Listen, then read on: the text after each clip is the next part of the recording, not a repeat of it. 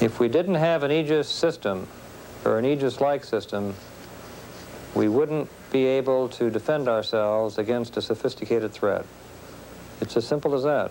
You know, we have unique capabilities that aren't replicated any place in our Navy or in any other Navy for that matter.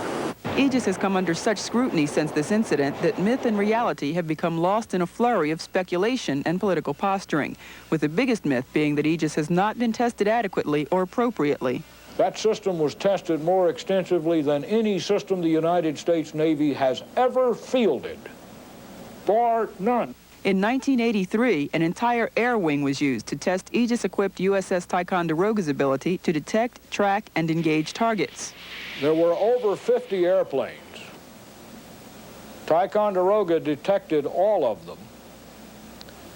She engaged more than 30 before the first plane in that group of 50-plus penetrated unengaged.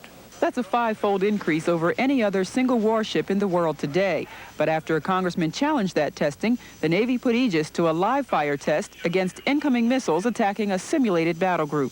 We threw a total of 11 targets at Ticonderoga, ranging in speed from Mach 0.85 to Mach 3.5, in altitude from 20 feet off the deck up to 75,000 feet. And Ticonderoga destroyed 10 of those 11 targets. The Aegis system made the Ticonderoga and would make her sisters the finest, most effective anti-air warships that by orders of magnitude, that the United States Navy had ever fielded. The second myth, in the eyes of the public, concerns what help radar provides and shows a complete misunderstanding of the reality of Aegis in fact and the fiction of Star Wars. We cannot discriminate on radar to positively identify an incoming threat as to the type aircraft. The incoming aircraft must provide some kind of information to us. This is what targets look like on an Aegis radar screen. And radar can only determine course, speed, and altitude of a contact, which is not enough for conclusive identification. Tell them negative. Yeah, you don't have perfect information. It's true that the machine has limits in terms of what it can do for you. But you have better information and fewer limits here. That's the difference. The third misconception is that Aegis is not designed to go into confined areas of operation and is only good in the open ocean. That's another one of the myths about the system, is that certain environments the system would have problems, and I haven't seen that. Any ship has a problem in a confined operating area.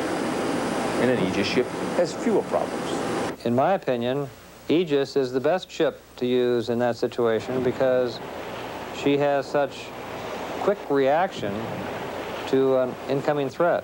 Does Aegis's quick reaction time and ability to track hundreds of targets simultaneously overload the crew with too much information for them to handle?